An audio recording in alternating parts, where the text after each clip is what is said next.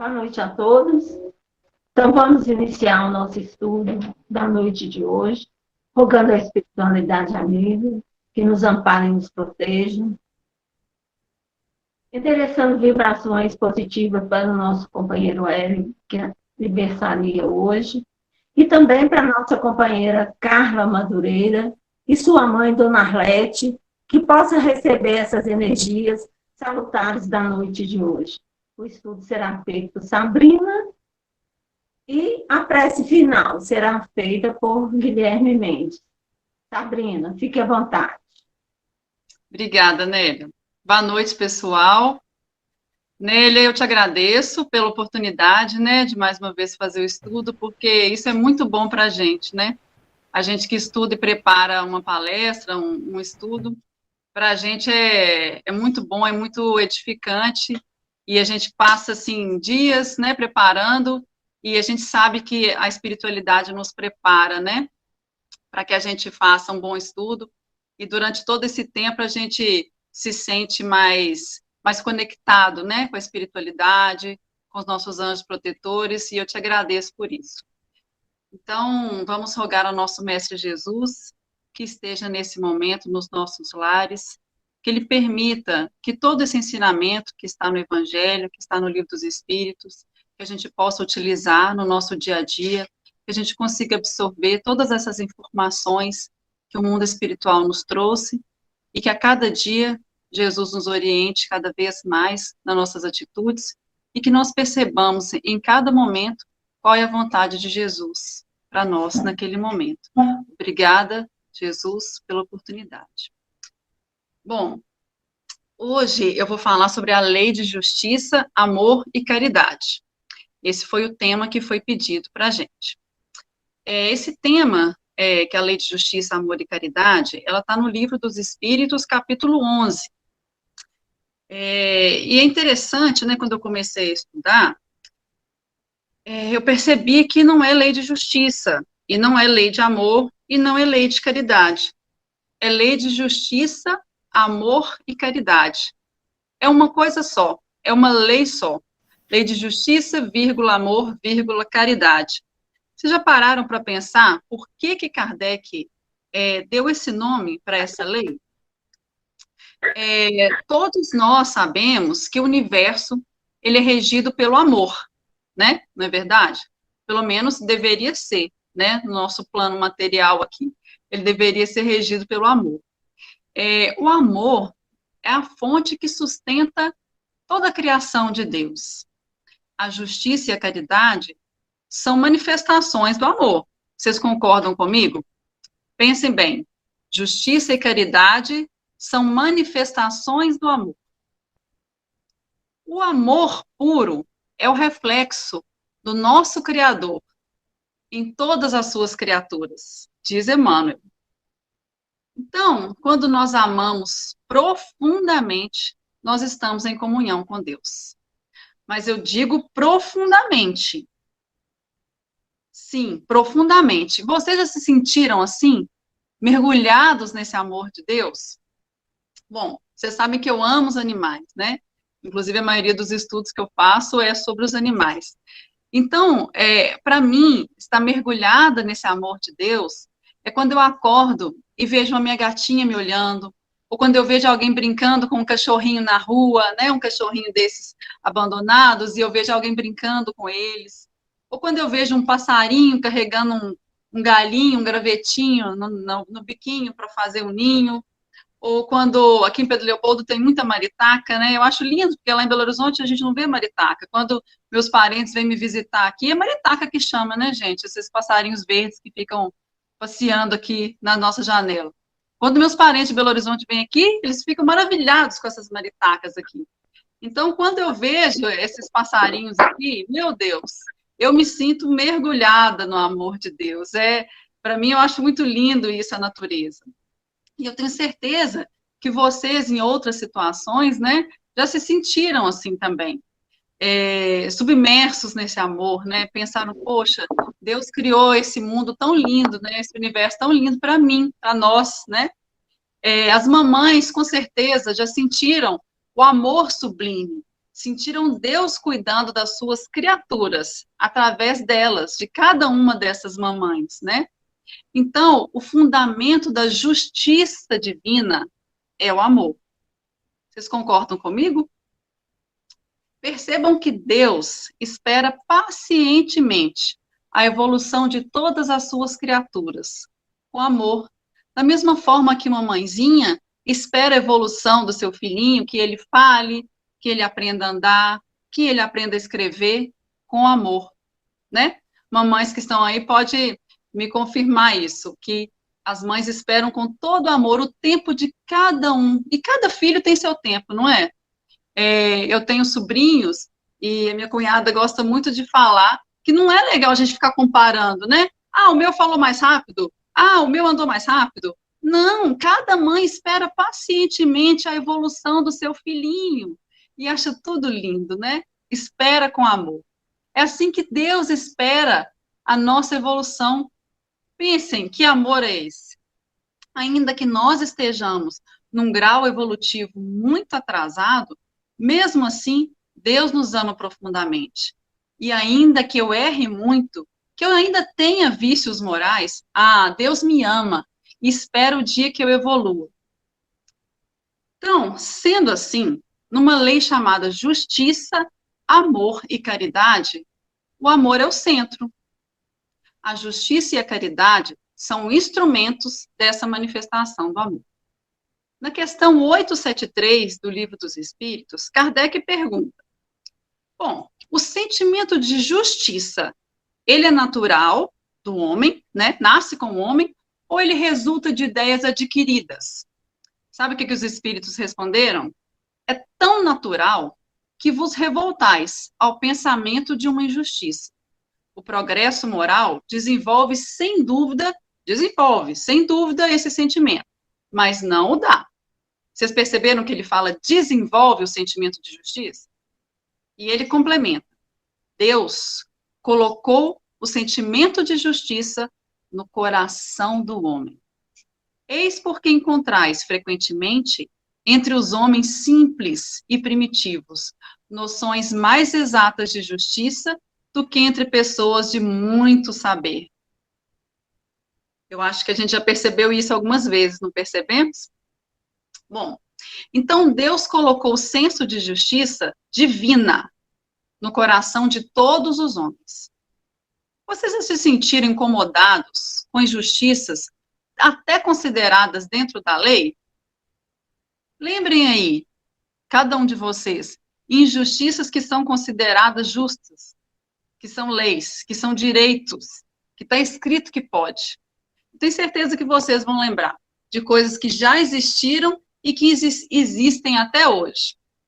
Por que isso acontece? Por que nós ficamos tão incomodados? Porque no fundo da nossa consciência, das nossas entranhas, do nosso coração, reside a lei de justiça, a lei divina de justiça. Mas nem sempre nós conseguimos percebê-la ou utilizá-la, até mesmo onde elas deveriam prevalecer, como, por exemplo, no Poder Judiciário. Normalmente, cada pessoa cuida dos seus próprios interesses e dos seus direitos. Mas quando tem um conflito de interesses, um acha que tem direito, o outro acha que tem direito, um acha que está certo, o outro acha que está certo, aí foi criada a justiça humana para resolver essas questões. Então, Kardec perguntou: como se pode definir justiça? E os espíritos responderam: a justiça consiste no direito, no respeito ao direito de cada um. E o que determina esses direitos? São determinados por duas coisas: a lei humana e a lei natural. Como os homens fizeram leis apropriadas aos seus costumes e ao seu caráter, essas leis estabeleceram direitos que podem variar com o progresso. Kardec continuou: vede se as vossas leis de hoje, sem serem perfeitas, consagram os mesmos direitos que na Idade Média. Esses direitos superados, que vos parecem monstruosos, pareciam justos e naturais naquela época. O direito dos homens, portanto, nem sempre é conforme a justiça. Só regula algumas relações sociais, enquanto na vida privada há uma infinidade de atos que são de competência exclusiva do Tribunal da Consciência. Ai, ai, ai, não é verdade? Suspiro, né? Tribunal da Consciência, para a gente refletir, não é? Olha, Deus não poderia dar um guia mais seguro que a nossa própria consciência. E o que vocês pensam disso? Vocês acham que estão conseguindo seguir o Tribunal da Consciência? Reflitam. Mas a nossa consciência depende da nossa própria evolução moral, não é verdade? Pensem como que era a consciência dos homens primitivos, dos medievais, dos homens da época das leis de Moisés, da época de Cristo. Então, lembrem que já foi direito possuir escravos, já foi direito o marido dar ordem à mulher, a mulher pedir permissão para o homem. E detalhe que em muitos países isso ainda é direito, né? Bizarro. Já foi direito somente homens votarem. Hoje, ainda é direito explorar os animais para consumo, para experiências científicas, para vestuário. Muitos direitos evoluíram e outros ainda estão evoluindo. O que era considerado direito e que hoje seria uma aberração, que vocês conseguem lembrar aí para mim? Vamos pensar. Aqui mesmo no Brasil, né? Muitas coisas evoluíram, né? De pouco tempo para cá. A título de curiosidade, eu pesquisei um pouquinho de direito penal medieval, eu vi cada coisa. Gente, o juiz tinha plenos poderes, né? Ele podia aplicar penas que nem existiam nas leis. Ele podia aplicar, por exemplo, a mesma pena para uma pessoa que roubou um alimento, que furtou um alimento porque estava com fome. E é para outra que assassinou toda uma família.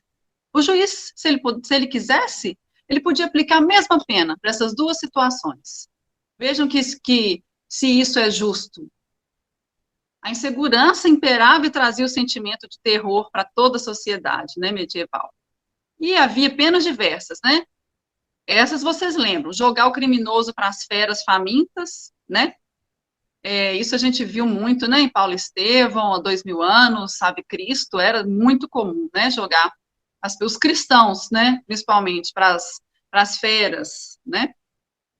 As penas de decapitação, crucificação, a queima pública, né, da pessoa, fazia aquela tocha humana, que a gente até viu aí no Meimei, pessoal, vocês lembram daquele filme Paulo Apóstolo, né? Muito, muito tocante, né? Aquelas cenas que os cristãos foram feitos de tochas humanas. Meu Deus, aquilo era direito. E além de outras diversas formas de tortura para conseguir confissões.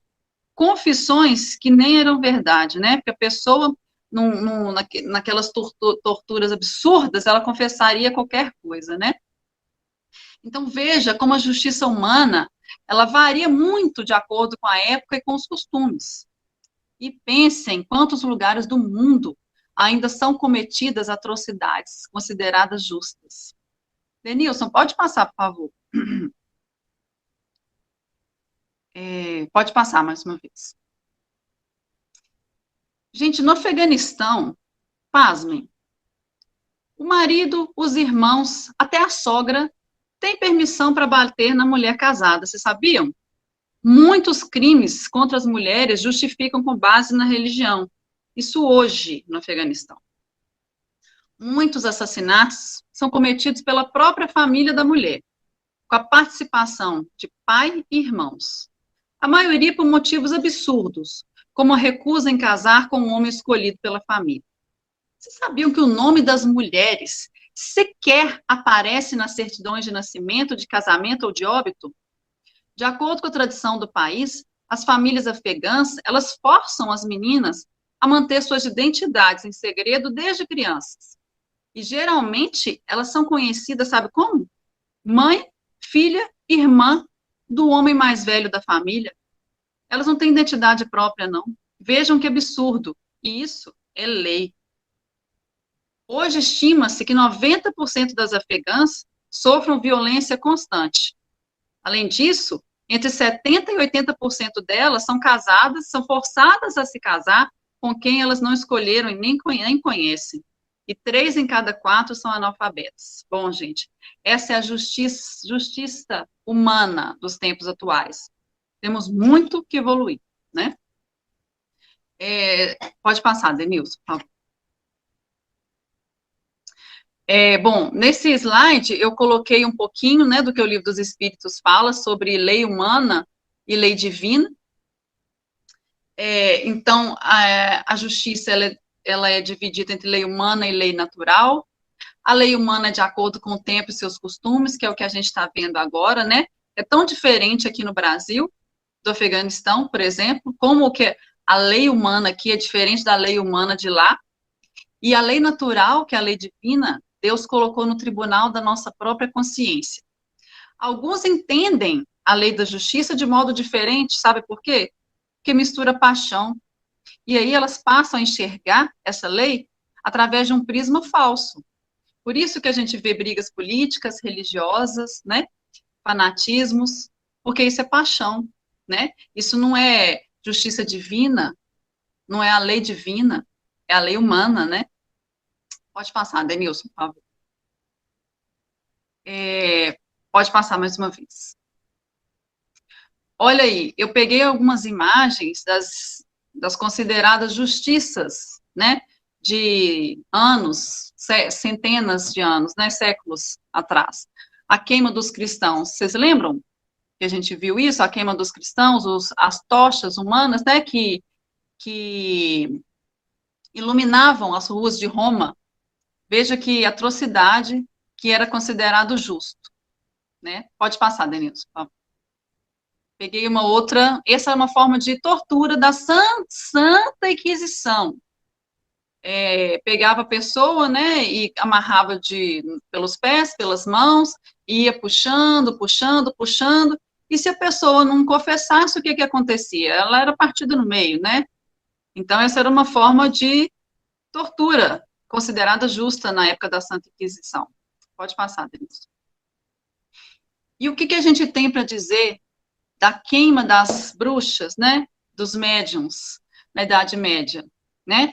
Depois de torturar bastante as bruxas, elas ainda eram queimadas em fogueiras, né? E isso era considerado muito justo, né? Então, vejam como a justiça humana é injusta, né? E ela segue o tempo, o costume e a consciência, né? Se a pessoa não tem moral, né, como que ela vai ser justa? Pode passar, Denilson, por favor. O que Chico fala sobre justiça, gente?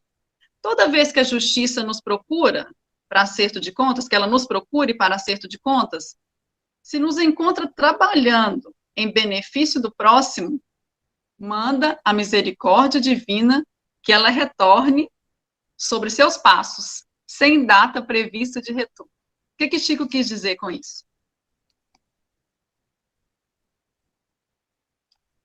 Que ainda que a gente tenha algo para resgatar, né, o bem que a gente faz é o nosso advogado em toda parte. Então, sendo benevolentes, né, mesmo que a gente tenha uma justiça a reparar, nós vamos reparar essa justiça, mas ela vai ser talvez bem mais branda, né? Pode passar, Denilson.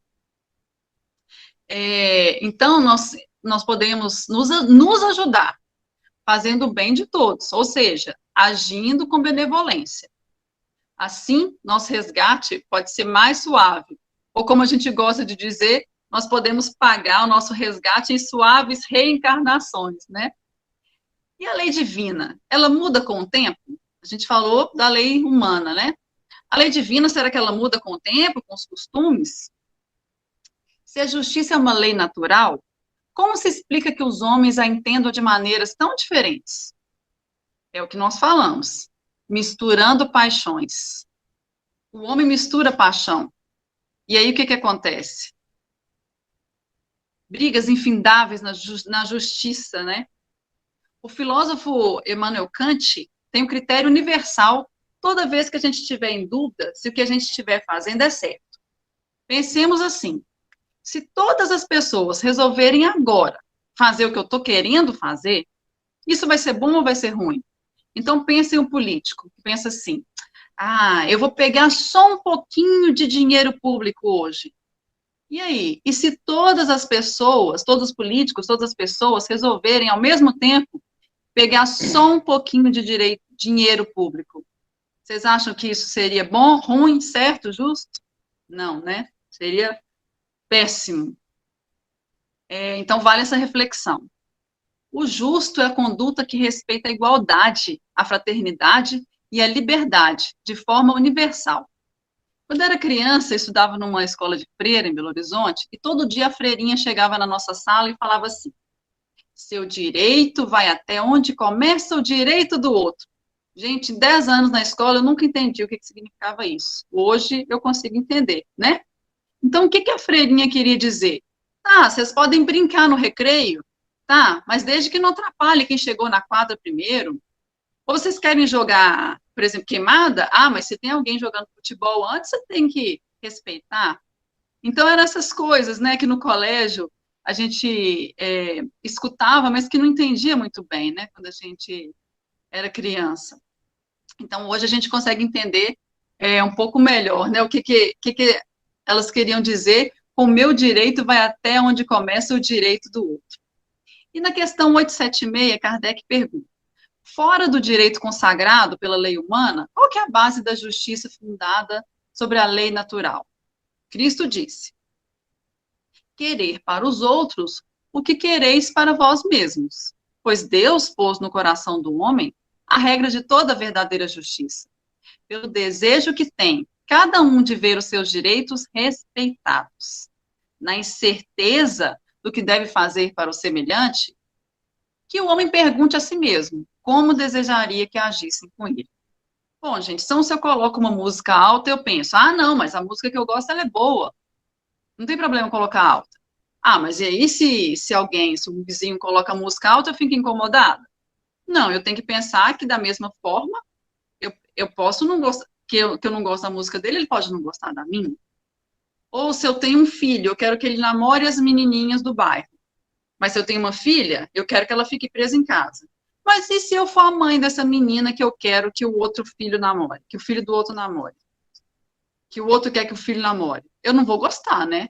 Então a gente tem que pensar sempre colocar no outro, na posição do outro.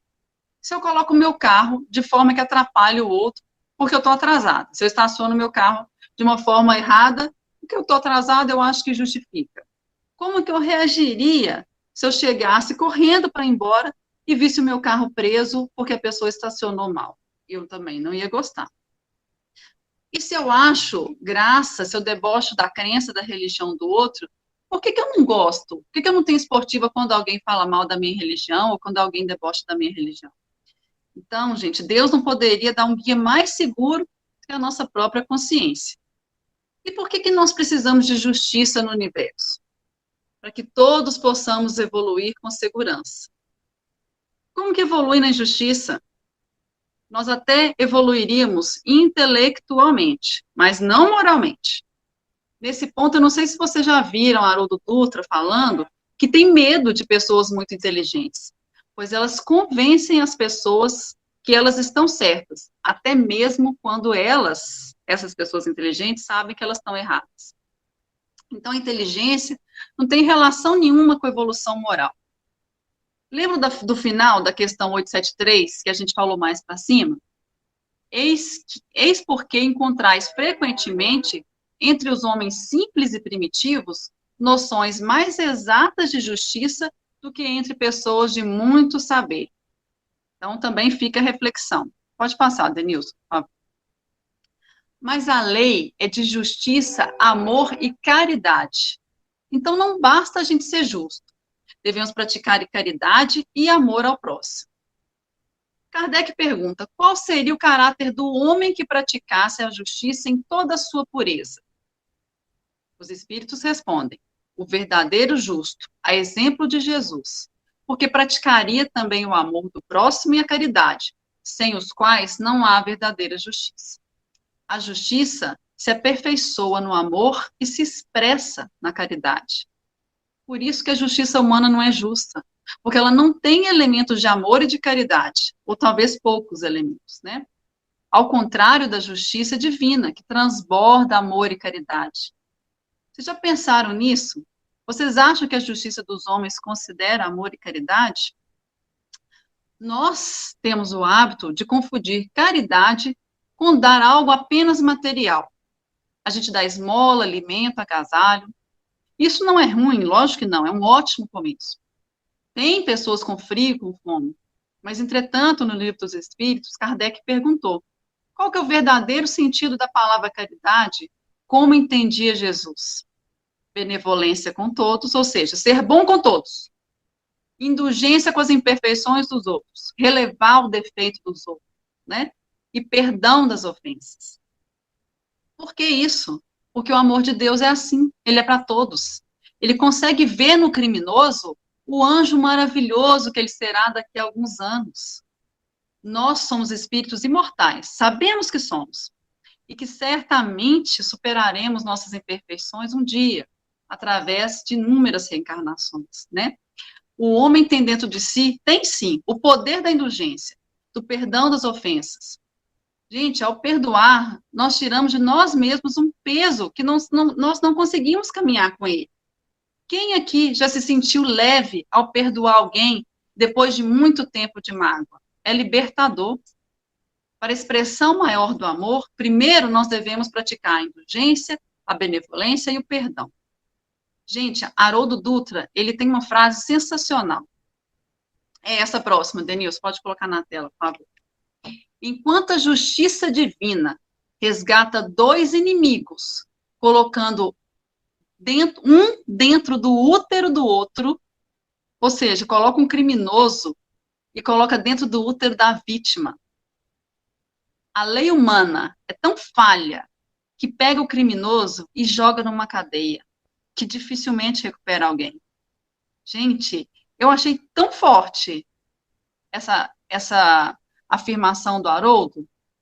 Pensem bem, a justiça divina, ela pega dois inimigos e coloca um dentro do útero do outro. É de arrepiar, não é? Bom, então, com essas reflexões, nós entendemos que o ideal será quando o homem conseguir compreender a lei da justiça divina que Deus implantou no nosso coração. Pode passar, Denilson, por favor. E perfeito será o dia em que no tribunal da nossa consciência não haverá sequer uma falta contra o direito do outro para ser julgado. E aí sim, nós poderemos dizer que cumprimos a lei de justiça, amor e caridade, segundo o nosso Mestre, Jesus Cristo. Bom, pessoal, então foi isso que eu preparei para a noite de hoje. Eu espero que vocês tenham gostado, que eu não tenha entediado muito vocês, e que essa reflexão gere alguns frutos, né, no nosso coração, por aí, no nosso dia a dia.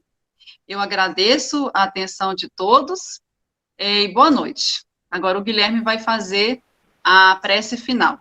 Só antes a gente se encerra com a música, tá, Sabrina? Ah, tá. Primeiro tem a música, depois a prece? Tá. A gente agradece você, viu, mais uma vez, pelas Obrigada. ótimas reflexões que você trouxe para a gente aqui, que a gente possa realmente enxergar, né, a questão da justiça, do amor e caridade, única e exclusivamente de uma forma só, né, que isso foi bem tratado para a gente, viu? Muito obrigado mais uma vez, e a casa agradece. A gente vai encerrar com a música Súplica a Jesus. Vocês podem acompanhar conosco aí.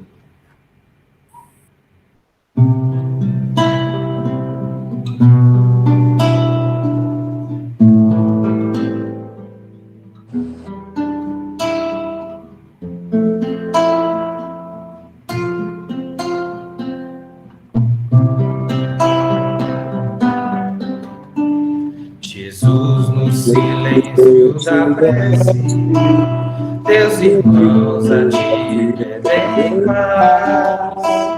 para aliviar um pouco as aflições. Senhor, enxugai nosso pranto, precisamos do teu amor e sentir tua presença envolver nossos corações. Por isso, vem Jesus, ir ao teu encontro, queremos te seguir, afastar o mal da terra e acabar de vez a guerra e caminharmos juntos com a luz. Ir ao teu encontro, queremos te seguir, afastar o mal da terra e acabar de vez a guerra e caminharmos juntos com a luz.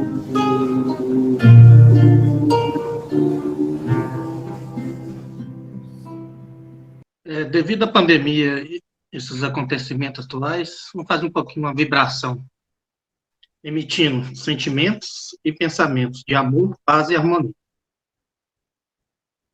Então, em tranquila serenidade e confiante no divino amigo Jesus, vibremos pela paz na terra, pelos dirigentes de todos os países, pelo nosso Brasil, pelos nossos governantes, pelos doentes do corpo e da alma, pelos presidiários, pelas crianças, pelos velhinhos, pela juventude, pelos que se acham em provas dolorosas, pela expansão do Evangelho, pela confraternização entre as religiões, pelo nosso local e companheiros de trabalho, pelos nossos vizinhos, pelos nossos vizinhos e pelos nossos amigos e inimigos, pelo nosso lar e nossos familiares, e por nós mesmos, graças a Deus.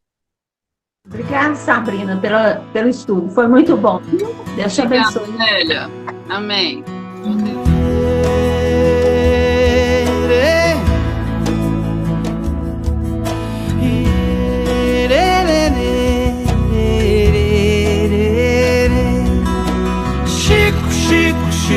Chico Xavier. Chico, homem de fé.